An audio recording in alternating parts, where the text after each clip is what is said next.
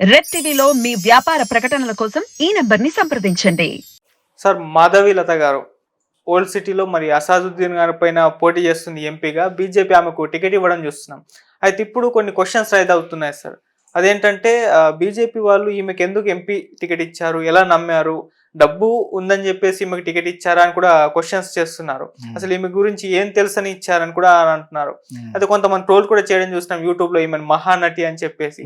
మరి ఇవన్నిటికీ మీ సమాధానం ఏంటి, మీ ఒపీనియన్ ఏంటి సార్ దీనిపైన?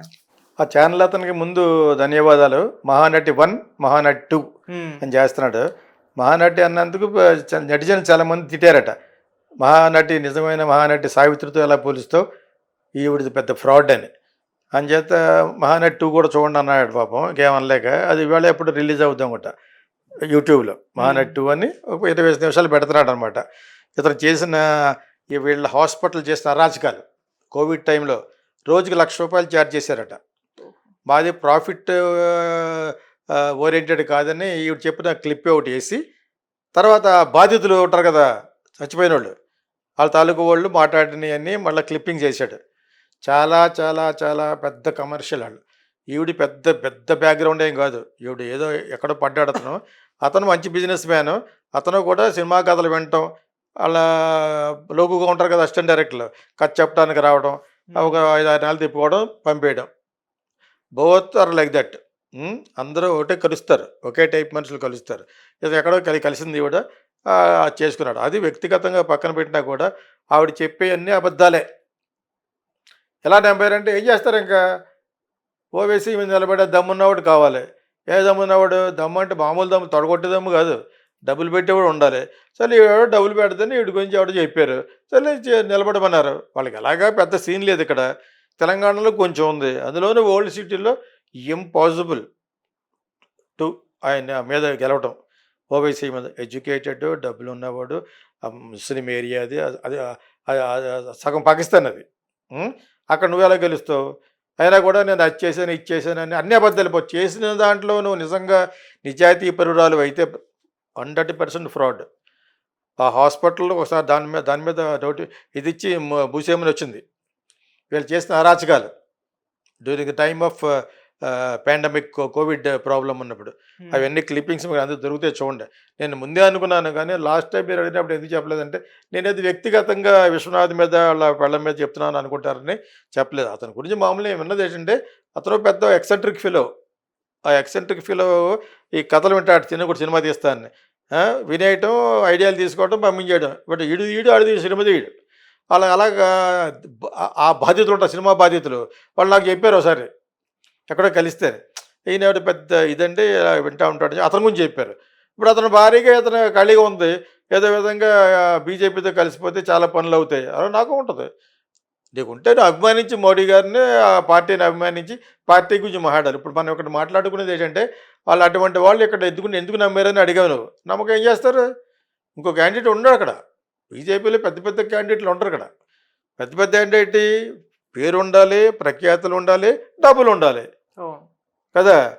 పేరు ప్రఖ్యాతి ఉన్నా లేకపోయినా డబ్బులు ఉన్నాయనే ఉద్దేశం ఈవిడ కాదు. ఈవిడ చాలా మిడిల్ క్లాస్ నుంచి వచ్చిన ఇదన్నమాట. స్త్రీ శక్తి బొంగు ఇది అంటుంది కదా, ఏం కాదు. కానీ స్త్రీ శక్తి లేదు, గాడిది గుడ్డు లేదు. వీళ్ళు వసూలు చేసిన డబ్బులు, విరించీలు అన్ని బిజినెస్ అతనికి.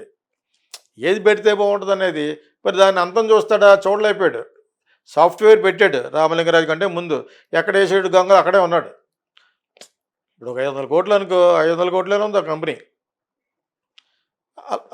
అలా వెళ్తాడు, దాని పెద్ద లెవెల్కి తీసుకెళ్తాడు.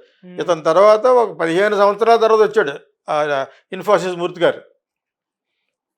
ఓకే, వాళ్ళు మొట్టమొదటి నుంచి ఒక ఇంప్రెషన్ తీసుకుంటూ వస్తున్నారు. ఆయన మీద ఉంది కొంత స్టోరీ. వాళ్ళు కూడా హిపోక్రెట్స్ అని. ఇక్కడ ఈ అమ్మాయి పెద్ద హిపోక్రెట్. ఈ అమ్మాయి అయితే వాళ్ళ హస్బెండ్ అయితే బోత్ ఆఫ్ దమ్ ఆర్ హిపోక్రెట్స్. ఒక్క పని లేదు, మేము ప్రాఫిట్ ఓరియంటేషన్ కాదు కదా అంటుంది. సిగ్గులేదట్టి చెప్పడానికి. డైరెక్ట్గా యూట్యూబ్లో ఉన్నాయి మీరు చేసిన అన్యాయాలు. రోజుకి 1,00,000 ఆ వెంటిలేటర్ పనిచేసేది కదట. వీళ్ళ వల్ల చాలామంది చచ్చిపోయారు. వీళ్ళ మీద గవర్నమెంట్ రిపోర్ట్ యాక్షన్ కూడా తీసుకుంది. దాన్ని మళ్ళీ డబ్బులు పెట్టి సర్దేశారు. Anything will happen in India కదా, డబ్బులు ఉంటేనే. ఆ విధంగా సర్దారు. అదర్వైజ్ ఆవిడ పెద్ద క్యాండిడేటే కాదు. జనాలు నమ్మేసి అంత ఇప్పుడు చేయమని పోనీ. ఇప్పుడు ఉంటారు కదా, ఇప్పుడు చాలా అప్పుడు కోవిడ్లో చేసిన వాళ్ళందరికీ ఆ ఫ్యామిలీస్ అందరికీ లెటర్ గివ్ మనీ, కాంపన్సేట్ చేయి. పెద్ద బిజినెస్ అది. బిజినెస్ లేకుండా చేయడానికి అతను ముందే రెడీ కాదు. ఓన్ కొలీగ్స్నే కట్ చేసేవాడు. నాకు వాళ్ళ కొలీగ్స్లో చెప్పారు నాకు. అతని దగ్గర ఎవరు పర్మనెంట్గా ఎందుకు పనిచేయరంటే వాళ్ళు వెళ్ళిపోతారు, వాళ్ళని వాడేసుకుని వదిలేస్తాడట.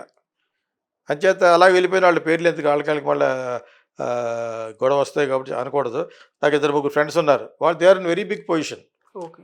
వాళ్ళు వేరే కంపెనీలో చేరిపోయారు. వాళ్ళు బాగా చదువుకున్నారు, ఐఐటి, ఐఐఎం.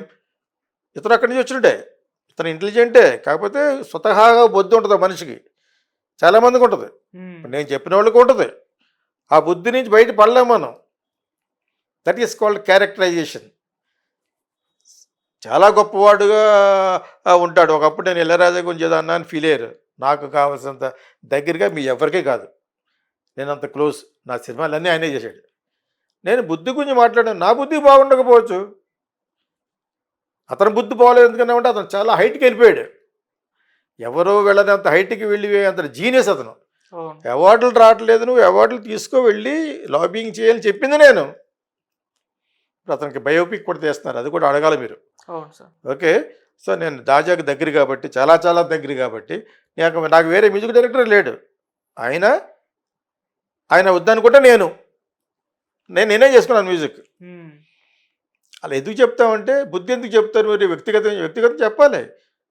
వ్యక్తిగతంగా చెప్పకపోతే నీకు ఎలాగర్థమవుద్ది? Why Rahman has come out, ఆడి క్యారెక్టర్ ఏంటి, ఇవన్నీ ఉన్నాయి కదా. మ్యూజిషియన్లో అందరికీ సగం మంది ఎక్స్ప్లాయిట్ చేసి వాళ్ళ క్యారెక్టర్లు బాగోవు, ఇంక్లూడింగ్ కీరవాణి. ఎందుకు చెప్పాలి. చాలా శ్రీవోషులు ఉంటారు ఇక్కడ, అప్కమింగ్ ఉంటారు కదా, వాడికి వెళ్తే నాకు ఇలాగ ఇచ్చేస్తారా వాడేవాడు. అక్కడ ఉన్న పాలిటిక్స్, మ్యూజిక్ ఫీల్డ్లో ఉన్న పాలిటిక్స్ ఎక్కడా లేవు. అదేవిధంగా ఇక్కడ విశ్వనాథ్ అంటారు అతన్ని. విరించి సాఫ్ట్వేర్ ఎయిటెడ్ ఫస్ట్లోను. ఆ విరించి విశ్వనాథ్ పెళ్ళం అది ఫస్ట్ వైఫ్ కాదనుకుంటే ఇవిడ. ఐ డోంట్ థింక్, నాకు అది కరెక్ట్గా తెలియదు, కానీ ఇవిడ ఎక్కడ తగిలింది అతనికి, మనోడికి. అర్థమైందా? ఈవిడ చాలా చాలా పూర్ బ్యాక్గ్రౌండ్ నుంచి వచ్చింది. మేము అలా కాదు, మేము ప్రాఫిట్ కదా, సిగ్గులేదని చెప్పడానికి రెండోసారి చెప్తున్నాను. సరే, బ్రింగ్ అవుట్ 100 కేసులు ఉన్నాయి అలాగా. ఇప్పుడు వీళ్ళ హాస్పిటల్ అర్జెంట్గా పెట్టిందే దాని గురించి. ఒక 10 మంచి సెంటర్లో పెట్టారు, విరించి హాస్పిటల్స్ అని. అక్కడ జరిగిన అన్యాయాలు మీరు వచ్చే ముందు చూస్తున్నాను, నాకు ఎవరో పంపించారు. అదే అతనే ఇందాక ఒక ఛానల్ పెట్టాడు కదా, మహానటి 1, మహానటి 2 చేసినాడు.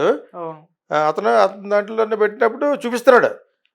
పాపం ఏడుస్తూ మాట్లాడుతుంది, చచ్చిపోయిన వాడు సిస్టర్ ఎవరో, ఎలాగ అంచెలంచెలకి వీళ్ళ దగ్గర ఎన్ని లక్షలు తీసుకున్నారు. తీరా అక్కడికి వెళ్ళి చూస్తే ఆవిడ కొంచెం బాగా తెలుసు అనుకోండి, అన్నీ చెప్తుంది. చూడడానికి అలా లేరు, కానీ అమ్మాయి డల్గా ఉంది, చెప్తుంది అలా వెంటిలేటర్ పనిచేసేది కాదు. మొత్తం చంపేశారు. కోవిడ్ అనే పేరు మీద సరైన ట్రీట్మెంట్ తెలియకపోవటం ఒకటి. వీళ్ళ దగ్గర ఏం డాక్టర్లు ఉంటారు, ఎవరున్నట్టు పెద్ద పెద్ద హాస్పిటల్కి గతిలేదు ఈ రోజున. మనవాడి వీళ్ళ యొక్క యాటిట్యూడ్కి పెద్ద వాళ్ళు ఉండరు, అందరికీ తెలిసేది వీళ్ళ గురించి. మరి మోడీ గారికి వాళ్ళకి తెలియదు, వాళ్ళు ఏం చేస్తారు? ఎవడో డబ్బున్నవాడు కావాలి, వచ్చింది ఓవైసీని ఓడిస్తాను వచ్చింది, అది అలాగే జరగదు అది. ఓకే, నిలబడమన్నారు. రేపొద్దున పార్టీలో ఉండి 4-5 ఎమ్మెల్యే కూడా ఖర్చు పెట్టి అంటారు. అర్థమైందా? వాళ్ళు వాడుకుంటారు. మనకు వేరే గతి లేదు, ఇంకా బీజేపీ ఉంది ఇంకా. అర్థమైనప్పుడు 4 వరస్ట్ ఫిల్లలు ఉంటారు, అందులో బెస్ట్ వరస్ట్ ఫిల్లలు తీసుకుంటాం మనం, అంతేనా? ఆ విధంగా అయిపోయింది ఇప్పుడు. అంతర్జాతీయంగా మోడీ గారికి చాలా పేరు ఉంది. ఎక్కడ రష్యా, ఎక్కడ యుక్రెయిన్, వాళ్ళ యొక్క ప్రాబ్లంను కూడా సెటిల్ చేయమని మోడీ గారిని అడిగారంటే మంచి పేరు ఉన్నట్టు కదా. భారతదేశానికి చాలా మంచి పేరు ఉంది ఇప్పుడు. ఆ విధంగా ఈ ఒక్క పార్టీనే నమ్ముకున్నాం కాబట్టి వాళ్ళకైతే దొరికింది ఈ అమ్మాయి. అవి చేస్తాను ఇవి చేస్తా అని చెప్పేసి వాళ్ళకి తెలియదేంటి, వాళ్ళు పొలిటీషియన్ కదా. ఈవిడ బ్యాక్గ్రౌండ్ ఆవిడ కూడా చెప్పుంటారు, అయినా ఇగ్నోర్. అక్కడ మోడీ గారి బ్రాండ్. ఈవిడేమో స్త్రీ శక్తి గడి గుడ్డు అంటుంది, అవన్నీ బుల్షిట్. ఓకే.